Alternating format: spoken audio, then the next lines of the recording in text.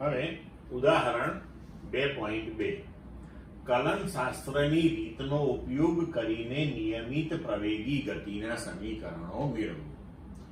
હવે અહીંયા નવી વસ્તુ આવી, કલનશાસ્ત્ર. તો કલનશાસ્ત્રની અંદર આપણે બે ટોપિક ડિસ્કસ કરવાના હોય. એક આપણે ચર્ચા કરી લીધી કે વિકલનની રીત. એવી જ રીતના કલનશાસ્ત્રની અંદર આવે છે એક સંકલનની રીત. તો એ સંકલનની રીતે આપણે હવે આ નિયમિત પ્રવેગી ગતિના સમીકરણો મેળવવાના છે. તો હવે અગત્યની વસ્તુ એ છે કે પહેલા તો આપણે એ સમજવું પડશે કે આ સંકલન એટલે શું અને કેવી રીતે એ કરી શકાય. બરોબર છે? તો હવે આને આપણે થોડી વાર બાજુમાં રાખીએ અને આપણે સંકલન સમજવાનો પ્રયત્ન કરીએ. તો હવે જુઓ મિત્રો કે આપણે આગળ ઉપર જોઈ ગયા કે જો આપણી પાસે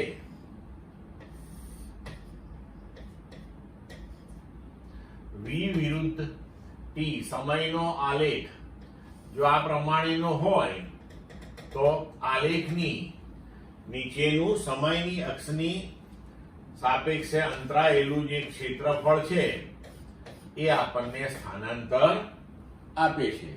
આ આપણે ચર્ચા કરી, તમે જાણો છો. પણ હવે ધારો કે આપણે અહીંયા જોઈએ કે v વિરુદ્ધ સમય t નો આલેખ જો આ પ્રકારનો હોય કોઈ, તો હવે આપણે સમય t1 થી સમય t2 આ સમયગાળા દરમિયાન થયેલું જો સ્થાનાંતર શોધવું હોય તો કેવી રીતે શોધવું હવે? બરોબર?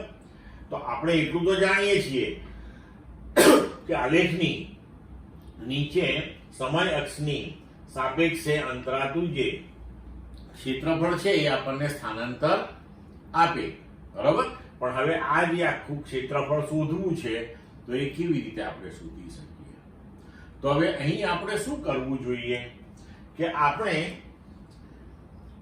ધારો કે આ એ બિંદુથી બી બિંદુ સુધીનો જે આ આલેખ છે આપણો, એ આલેખને આપણે અત્યંત સૂક્ષ્મ એવી પટ્ટીઓમાં વિભાજિત કરી દઈએ. ધારો કે આપણે આવી એક સૂક્ષ્મ પટ્ટી વિચારીએ. આ જે સમયગાળો છે એ ધારો કે આપણે ડેલ્ટા ટી લઈ લઈએ. બરોબર? હવે અહીંયા આગળ આપણે આ પટ્ટીને એટલી સૂક્ષ્મ લઈએ કે એને અનુરૂપ આપણી જે વેલોસિટી છે એ અચળ હોય. બરોબર છે? તો હવે આ જે ક્ષેત્રફળ છે, આ પટ્ટીનું ક્ષેત્રફળ, એ આપણને ડેલ્ટા ટી જેટલા સૂક્ષ્મ સમયગાળા દરમિયાન થતું સ્થાનાંતર આપે. કારણ કે આ ભાગ આપણો ડેલ્ટા ટી થયો અને આ ભાગ આપણા માટે v થયો. તો v ઇન્ટુ ડેલ્ટા ટી આપણને સ્થાનાંતર આપે. હવે આપણે a થી b સુધી આખા ક્ષેત્રફળને આવી અનેક સૂક્ષ્મ સૂક્ષ્મ સૂક્ષ્મ સૂક્ષ્મ પટ્ટીઓની અંદર વિભાજિત કરતા જઈએ તો આપણને સંપૂર્ણ સમયગાળા t2 - t1 દરમિયાન નું સ્થાનાંતર મળે જો બધી જ પટ્ટીઓનું ક્ષેત્રફળ શોધીને આપણે તેનો સરવાળો લઈ લઈએ. પણ હવે આ પદ્ધતિ તો થોડીક અટપટી થઈ ગઈ આપણા માટે, કારણ કે આપણે કેટલી બધી પટ્ટીઓ અહીંયા તૈયાર કરવી પડે અને આ સમયગાળો પાછો સૂક્ષ્મ લઈને એના માટે આ બધા ક્ષેત્રફળ શોધવા, પછી એ બધાનો સરવાળો કરવો. બરોબર છે? તો હવે અહીં આપણે લખી શકીએ કે જો સ્થાનાંતર s બરાબર v ઇન્ટુ ડેલ્ટા ટી. પણ હવે આપણે આવી અનેક પટ્ટીઓ લેવાની છે અને દરેક પટ્ટીઓના ક્ષેત્રફળ શોધી અને એમનો સરવાળો કરવાનો છે. તો v ઇન્ટુ ડેલ્ટા ટી આપણને એક પટ્ટીનું ક્ષેત્રફળ આપે. તો હવે આપણે અહીંયા લખી શકીએ કે સિગ્મા આવી અનેક પટ્ટીઓના ક્ષેત્રફળો શોધીને આપણે સરવાળો કરીએ.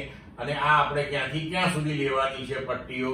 તો કે t1 સમયથી t2 સમય સુધી આપણે આવી પટ્ટીઓ વિચારવાની છે. તો હવે કલનશાસ્ત્રની અંદર જે સંકલનની પદ્ધતિ છે એ આપણને આ જે આપણો પ્રોબ્લેમ છે એનો ખૂબ સરળ ઉપાય આપે છે. કેવી રીતે? હવે આ જ વસ્તુને આપણે જો ડેલ્ટા ટી સમયગાળો અત્યંત સૂક્ષ્મ લઈએ, એટલે કે લક્ષ્ય આપણું લિમિટ જેને કહીએ કે લક્ષ્ય ડેલ્ટા ટી ટેન્ડ્સ ટુ 0, સૂક્ષ્મ 0 ની નજીક, 0 નહીં, બરોબર છે? તો આપણે આવી રીતે લખી શકીએ કે s બરાબર limit delta T tends to 0, બરોબર, અને સિગ્મા t1 થી t2 v ડેલ્ટા ટી. પણ જો હવે અત્યંત સૂક્ષ્મ સમયગાળો લઈ અને આ બધી જ પટ્ટીઓના ક્ષેત્રફળોનો જો આપણે સરવાળો કરતા હોઈએ તો કલનશાસ્ત્રમાં જે સંકલનની રીત છે એ પ્રમાણે આને આપણે લખી શકીએ કે સ્થાનાંતર s બરાબર સંકલન v dt. આ સંકલનની નિશાની છે. તો સંકલન કોનું કરવાનું? v વેલોસિટીનું. કોની સાપેક્ષે કરવાનું? સમયની સાપેક્ષે. એવી રીતે આને વંચાય. હવે ક્યાંથી ક્યાં સુધી કરવાનું? તો કે t1 થી શરૂ કરીને t2 સુધી. તો અહીંયા આગળ t1 અને t2 આ રીતે લખવા પડે આપણે, જેમાં t1 ને આપણે સંકલનની નીચેની સીમા કહીએ છીએ અને t2 ને આપણે સંકલનની ઉપરની સીમા કહીએ છીએ, લોઅર લિમિટ અને અપર લિમિટ, આવી રીતે બોલવામાં આવે છે. તો હવે વેલોસિટીનું તમે એટલે કે વેગનું તમે સમયની સાપેક્ષનું સંકલન કરો તો તમને સ્થાનાંતર મળે. હવે પ્રશ્ન આપણા માટે એ આવશે કે આ સંકલન કરવાનું કેવી રીતે છે, બરોબર છે? તો હવે સંકલન કરવા માટેની જે પદ્ધતિ છે એમાં આપણને ગણિતે સ્ટાન્ડર્ડ સમીકરણો આપેલા છે, બરોબર? જેમ કે આપણે વિકલનમાં જોયું હતું કે x રેઝ ટુ n નું વિકલન કરવું હોય તો એ થાય nx raise to n minus 1. તો એવી જ રીતે આપણે ધારો કે x રેઝ ટુ n નું સંકલન કરવું હોય, બરોબર છે? તો ઇન્ટિગ્રેશન એટલે કે સંકલન x raise to n dx. તો x રેઝ ટુ n નું dx ની સાપેક્ષે આપણે સંકલન લઈએ તો એનું સમીકરણ છે x raise to n plus 1 upon n plus 1. એટલે કે આપણે ઘાતાંકમાં 1 નો વધારો કરવાનો અને પછી એ જે ઘાતાંક આવે તેના વડે એને ભાગવાનું. તો આ સંકલન થઈ ગયું કહેવાય, બરોબર? સંકલન થઈ ગયું કહેવાય અને સીધો જ આપણને જવાબ મળી જાય. તો આપણે અહીંયા આગળ ધારો કે વેગ અને સમય નું જો સમીકરણ તૈયાર કરેલું હોય, આપણે એ બે વચ્ચેનો સંબંધ આપણી પાસે પ્રસ્થાપિત થયેલો હોય ને આપણને આપવામાં આવે હંમેશા, બરોબર? જ્યારે કોઈ પણ રાશિનું સંકલન કરવાનું આવશે અને જે ચલની સાપેક્ષે કરવાનું આવશે તો એ રાશિ અને એ ચલ વચ્ચેનો સંબંધ હંમેશા આપણને આપેલો હોય, બરોબર છે? તો હવે આ પદ્ધતિથી આપણે સીધે સીધું સંકલન કરી શકીએ. એવી જ રીતના સાઈન, કોસાઈન, ટેન, આ જે ત્રિકોણમિતીય વિધેયો છે એના પણ સંકલનો આપણે ઉપયોગમાં લેવાના હોય છે અને એ બધા જ સ્ટાન્ડર્ડ સંકલનો છે ને તમને પુસ્તકની અંદર આપેલા છે, જે આપણે સીધે સીધા યાદ રાખી લેવાના, બરોબર છે? હવે જુઓ, ભૌતિક શાસ્ત્રની દ્રષ્ટિએ વિચારીએ તો અહીંયા શું થયું? તો પહેલા આપણે વિકલનને ફરીથી યાદ કરીએ કે વિકલનમાં આપણે શું કર્યું હતું કે કોઈ પણ ઘટના એ મોટા સ્કેલ ઉપર થતી હોય પછી આપણે સમયગાળો અત્યંત સૂક્ષ્મ લેતા જઈએ અને એમ કરતા કરતા એકદમ સૂક્ષ્મ સમયગાળા ઉપર જ્યારે આપણે ઘટનાનું વર્ણન કરીએ ત્યારે આપણે વિકલનની પદ્ધતિ ઉપયોગમાં લઈએ. એટલે કે વિકલનની પદ્ધતિથી મોટા સ્કેલ ઉપર જ્યારે કોઈ ઘટના આકાર પામતી હોય તો એ ઘટનાને આપણે સૂક્ષ્મ સમયગાળાની અંદર વર્ણવીએ છીએ. સંકલનની પદ્ધતિની અંદર આપણે શું કરીએ છીએ કે સૂક્ષ્મ સમયગાળા દરમિયાન જે ઘટના છે તે આપણે ગણીએ છીએ અને પછી આવી સૂક્ષ્મ સમયગાળાઓ ઉપર આકાર પામતી ઘટનાઓને ભેગી કરી અને મોટા સમયગાળા ઉપર એ સમગ્ર ઘટનાને આપણે વર્ણવીએ છીએ. તો આ દ્રષ્ટિએ જોવા જઈએ તો સંકલન અને વિકલન એ એકબીજાનું વ્યસ્ત થયું, વિરોધી પ્રક્રિયાઓ થઈ. બરોબર? તો હવે જુઓ, જેમ કે આપણે x છે તો x નો વર્ગ કરીએ અને પછી એનું વર્ગમૂળ લઈએ તો જવાબ x જ આવે. તો એવી જ રીતના સંકલન અને વિકલન એકબીજાથી વિરુદ્ધ પ્રક્રિયાઓ થઈ. તો કોઈ પણ રાશિ કે વિધેય જે છે એનું આપણે પહેલા વિકલન કરીએ અને પછી પાછું એનું સંકલન કરીએ તો જવાબ એનું એ જ આવે. બરોબર? અથવા તો પહેલા સંકલન કરીએ ને પછી વિકલન કરીએ, જવાબ એનો એ જ આવે. હવે સંકલનની પદ્ધતિમાં અહીંયા એક અચળાંક પણ લખવામાં આવે છે સંકલન કર્યા પછી, એક યાદ રાખજો. પણ એ અચળાંક જે છે એનો ઉપયોગ આપણે ભૌતિક શાસ્ત્રની અંદર બહુ મર્યાદિત છે, ગણિતની અંદર એનો ઉપયોગ વધારે આવે છે અને અહીંયા આપણે અચળાંકનો એનો ઉપયોગ બહુ કરતા નથી, કારણ કે અચળાંકનો ઉપયોગ કરીએ તો પછી આપણે પ્રારંભિક જે શરતો આપી હોય એને આધીન એ અચળાંક પાછો શોધવો પડતો હોય છે. આપણે ભૌતિક શાસ્ત્રની અંદર એનો અત્યારે બહુ ઉપયોગ કરવાનો નથી, એટલે આપણે એને અત્યારે લેતા નથી. હવે જુઓ કે સંકલન અને વિકલન એ કેવી રીતે એકબીજાથી ઊંધી પ્રક્રિયા થઈ અને આપણને ગણતરીઓ આપે છે. જોઈએ એક વખત. માનો કે આપણે d/dx x⁻n નું કરીએ તો આનો જવાબ છે આપણી પાસે nx⁻n-1. હવે આ જે જવાબ આવ્યો આપણી પાસે એ જવાબનું આપણે સંકલન કરીએ. બરોબર છે? તો કે સંકલન nx⁻n-1 dx. તો આના બરાબર n તો અચળ રાશિ છે એને એમ રહેવા દઈએ, કાં તો એને સંકલનની બહાર પણ લખી નખાય. બરોબર? હવે x⁻n-1 તો અહીં આપણે ઘાતમાં 1 નો વધારો કરીશું તો x⁻n-1 + 1 અને હવે જે ઘાતાંક આવ્યો છે એનાથી આપણે આને ભાગી દઈશું તો n-1 + 1. હવે આ એક કેન્સલ થઈ જશે તો હવે આપણને મળ્યું nx⁻n/n. તો આ n કેન્સલ થઈ અને આપણો જવાબ આવ્યો x⁻n. એટલે કે તમે જો x⁻n વિધેય જે છે એનું પહેલા વિકલન કર્યું, જે જવાબ આવ્યો એનું સંકલન કર્યું તો હતું એનું એ વિધેય મળી ગયું. હવે જો આવી જ રીતે આપણે પહેલા સંકલન કરીએ x⁻n dx તો આનો જવાબ થશે x⁻n+1/n+1.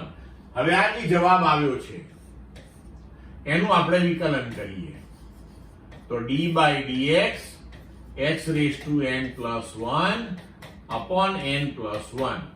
તો હવે n+1 તો અચળાંક છે, એને આપણે કંઈ કરવાનું નથી તો એને એઝ ઇટ ઇઝ રહેવા દઈએ.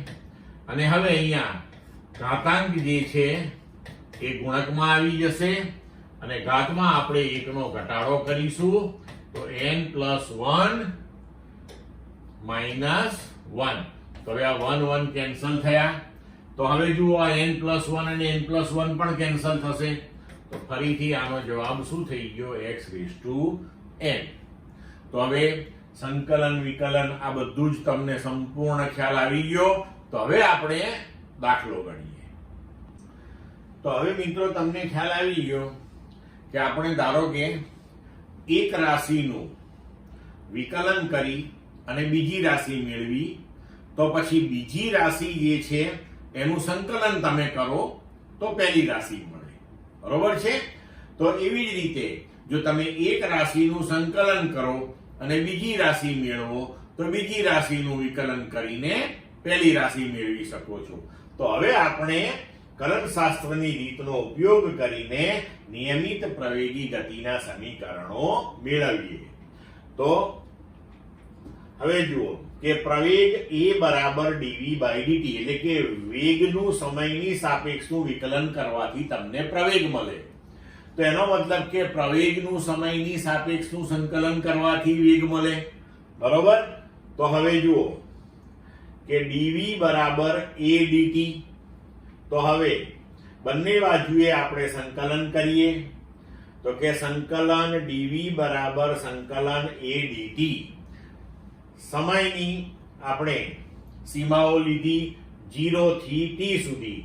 હવે t બરાબર 0 સમયે જો આપણો પ્રારંભિક વેગ v0 હોય તો વેગની સીમાઓ થશે v0 અને t બરાબર t સમયનો વેગ v હોય તો v0 અને v. આ સીમાઓનો કેવી રીતે ઉપયોગ થાય એ હવે આપણને ખબર પડશે અહીંયા આગળ.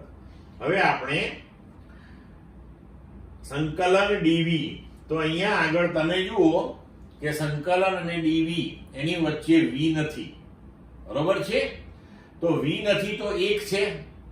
1 છે એટલે v⁻0 છે એવું પણ તમે લખી શકો. હવે v⁻0 હોય અને એનું આપણે સંકલન કરીએ તો એ થશે v⁻0+1 ભાગ્યા 0+1 એટલે કે v થશે. તો પછી આ સંકલન dv જે છે એનો જવાબ આવશે v. અને પછી જ્યારે આપણે સંકલન કરી લઈએ ત્યારબાદ આ સીમાઓ જે છે એ કૌંસની જમણી બાજુએ નીચે અને ઉપર આવી રીતે દર્શાવવાની. હવે a તો અહીંયા આગળ પ્રવેગ આપણો અચળ છે તો એનું સંકલન કશું કરવાનું નથી. એનો સંકલનમાં કોઈ રોલ નથી એટલે એને આપણે અલગ રાખ્યો. સંકલન dt તો જેમ હમણાં ચર્ચા કરી સંકલન dv v આવ્યું તો સંકલન dt t અને આ સીમાઓ લખી. હવે સીમાઓનો મતલબ થાય કે આપણો જવાબ આપણે નીચેની સીમા અને ઉપરની સીમા બેની વચ્ચે જોઈએ છે. તો હવે આપણે શું કરીશું કે પહેલા v બરાબર ઉપરની સીમા v લઈશું અને ઓછા v બરાબર v0 એટલે કે બે વચ્ચેનો આપણને આ જવાબ મળે. તો અહીંયા કહીએ આપણે કે v બરાબર v એટલે કે અપર લિમિટ પહેલા મૂકી અને v બરાબર v0 એટલે કે લોઅર લિમિટ. તો v માઇનસ v0 એવી રીતે જમણી બાજુએ a ઇન્ટુ t બરાબર t માઇનસ t બરાબર 0 એટલે t થશે. તો v માઇનસ v0 બરાબર at. તો v બરાબર v0 વત્તા at આપણું પહેલું સમીકરણ તૈયાર થયું. હવે જોઈએ આપણે બીજું સમીકરણ. તો આપણી પાસે dx by dt બરાબર v છે એટલે કે સ્થાનાંતરનું સમયની સાપેક્ષનું વિકલન વેગ આપે તો વેગનું સમયની સાપેક્ષનું સંકલન એ સ્થાનાંતર આપે. તો લખીએ dx બરાબર v dt. હવે બંને બાજુએ સંકલન કરીએ તો સંકલન dx બરાબર સંકલન v dt. હવે સમય t બરાબર 0 એ જો આપણું સ્થાન x0 હોય તો t માટેની નીચેની સીમા 0 અને સ્થાનાંતર અથવા તો સ્થાન માટેની નીચેની સીમા x0. એવી જ રીતના t બરાબર t સમયે જો સ્થાન x હોય તો અપર લિમિટ અહીંયા જમણી બાજુએ t તો ડાબી બાજુએ અપર લિમિટ એટલે કે ઉપરની સીમા થશે x. હવે સંકલન dx એટલે x થઈ જશે તો x થઈ ગયું. હવે આ v તો v અને dt એટલે કે વેગ અને સમય એનો સંબંધ દર્શાવતું આપણી પાસે સમીકરણ હોવું જોઈએ. તો v ની જગ્યાએ આપણે લખ્યું v0 વત્તા at અને dt. આ સમીકરણ 1 માંથી આ કિંમત મૂકી. હવે આ v0 તો v0 જે છે એની સાથે સમય અહીંયા ગુણકમાં નથી બતાવેલો પણ કઈ એક તો છે ને. તો એક છે મતલબ કે v0 ની સાથે ગુણકમાં અહીંયા આગળ તમે t⁻0 આવું પણ લખી શકો. તો v0 t⁻0 નું સંકલન t થયું a અને આ t તો t⁻1 છે એનો મતલબ કે એનું સંકલન t⁻2 2/2 થયું. અને હવે આપણે અહીંયા સીમાઓ લખી જમણી બાજુએ. અહીંયા આગળ સંકલન x થયું, એમાં ડાયરેક્ટ સીમાઓ મૂકીને ડાબી બાજુ લખી દીધી. હવે આપણે અહીંયા t ની જગ્યાએ એક વખત t મૂકીએ અને માઈનસ t ની જગ્યાએ 0 મૂકીએ તો 0 તો 0 થઈ જશે બધું જ, એટલે નહીં લખીએ તો પણ ચાલશે. તો હવે x, આ x0 ને જમણી બાજુએ લઈ ગયા, v0t, અહીંયા પણ t બરાબર t, તો વત્તા હાફ at². તો આ થયું આપણા માટે બીજું સમીકરણ. ક્લિયર? હવે જોઈએ ત્રીજું સમીકરણ. હવે આપણી પાસે a બરાબર dv/dt છે. તો આ dv/dt ના આપણે ભાગ પાડી શકીએ કે dv/dx ગુણ્યા dx/dt, એટલે સરવાળે આ dv/dt થયું. હવે dx/dt એટલે પાછો વેગ, તો a બરાબર v dv/dx થયું હવે આપણા માટે. બરોબર છે? તો હવે v dv બરાબર a dx આપણે લખીએ આને, આ dx ને આપણે આ બાજુએ લઈ ગયા. હવે બંને બાજુએ સંકલન કરીએ તો સંકલન v dv બરાબર સંકલન a dx. તો પ્રારંભિક સ્થાન x0 તો પ્રારંભિક વેગ v0, અંતિમ સ્થાન x તો અંતિમ વેગ v. એ પ્રમાણે આપણે અહીંયા લિમિટ મૂકી દીધી. હવે સંકલન v dv તો એ થશે v²/2. આ લિમિટ મૂકી દીધી બરાબર a. એ અચળ છે, સંકલન dx એકલું લઈએ તો એનું x થશે, તો x0 અને x. હવે જો આપણે લિમિટ મૂકી દઈએ તો v બરાબર v upper limit minus v બરાબર v0 લોઅર લિમિટ, તો v² માઇનસ v0/2 a. અને હવે કૌંસમાં x બરાબર upper limit x minus x બરાબર લોઅર લિમિટ x0. તો સમીકરણ તૈયાર થયું v² માઇનસ v0² બરાબર 2a x માઇનસ x0. તો આ થઈ ગયું આપણા માટે હવે ગતિનું ત્રીજું સમીકરણ. એને ખાલી આપણે v0² ને આ બાજુએ લઈ જઈને લખ્યું છે. તો આ રીતે આપણે કલનશાસ્ત્રની સંકલનની રીતનો ઉપયોગ કરીને નિયમિત પ્રવેગી ગતિના બધા જ સમીકરણો મેળવી શકીએ છીએ. ક્લિયર મિત્રો?